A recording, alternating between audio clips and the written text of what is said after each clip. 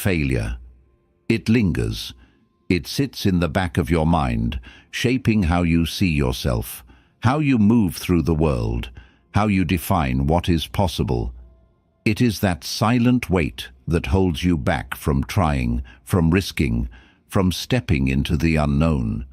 We fear it. We avoid it. We do everything in our power to escape it because we have been taught that failure is a verdict, a judgment, a sign that we are not good enough. But what if that is the biggest lie we have ever believed?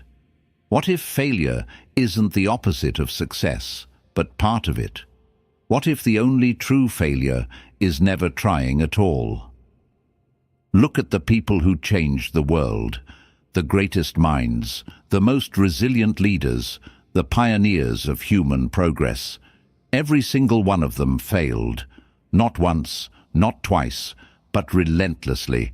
Thomas Edison failed over 10,000 times before inventing the light bulb. Michael Jordan was cut from his high school basketball team. J.K. Rowling faced rejection after rejection before Harry Potter became a global phenomenon. Steve Jobs was fired from his own company before returning to redefine an industry. And yet, they persisted. They didn't let failure define them. They let failure refine them. If failure truly meant the end, none of their stories would have continued. But they did. And the real question is not whether you will fail, because you will. The real question is, what will you do when it happens? Failure feels terrifying because we are wired to avoid it.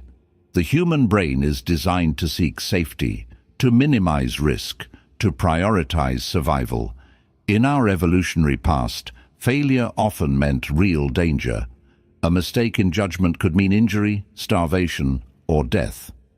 And even though the world has changed, our biology hasn't. When we fail, our nervous system reacts as if we are under attack. Our heart rate rises. Cortisol floods the bloodstream. The brain switches into survival mode. That's why failure feels so deeply personal, so overwhelming. It is because, on a biological level, it feels like a threat to our very existence. But here's the thing, failure is not a threat. It is a teacher. It is a guide.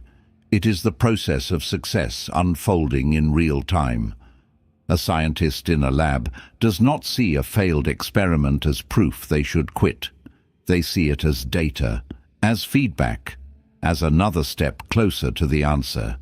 What if we treated life the same way? What if, instead of fearing failure, we expected it? What if we saw it as a necessary part of learning, as something to be studied, understood, and used?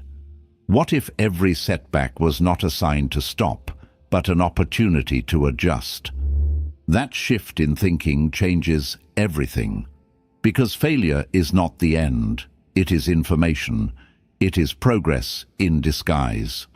Psychologists have studied failure extensively, and the research is clear. The way we interpret failure determines whether we grow from it or are destroyed by it. Carol Dweck, a leading psychologist at Stanford, introduced the idea of a growth mindset versus a fixed mindset. A fixed mindset sees failure as proof of inadequacy. I failed, therefore I am not smart enough, not talented enough, not good enough.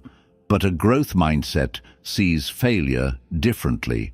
I failed, therefore I am learning, I am adapting, I am improving. Studies show that people with a growth mindset not only recover from failure faster, but ultimately achieve far more than those who let failure define them. And the best part? Mindset is not fixed. It can be trained. Reframing failure starts with a simple but profound shift in perspective. Instead of asking, "Why did this happen to me?" ask, "What is this teaching me?" Instead of thinking, "I failed, so I should stop," think, "I failed, so I must adjust." Failure does not mean you are on the wrong path. It means you are on the path.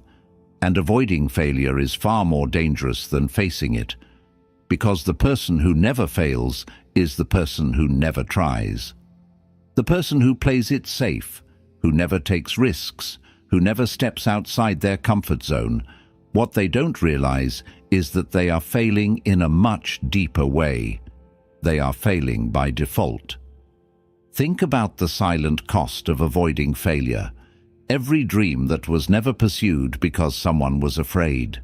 Every idea that was left unspoken because someone feared rejection. Every opportunity that was missed because someone hesitated for too long. The greatest losses in life are not the failures we experience. They are the things we never even attempt. History is filled with stories of people who embraced failure and turned it into their greatest advantage. Edison once said, "I have not failed.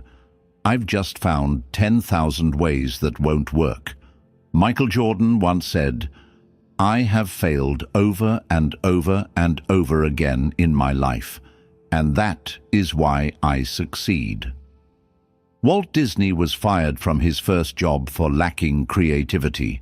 His first company went bankrupt. Today, his name is synonymous with imagination itself. These are not exceptions. These are patterns. Because greatness is not the absence of failure. It is the mastery of it. So how do we train our minds to handle failure?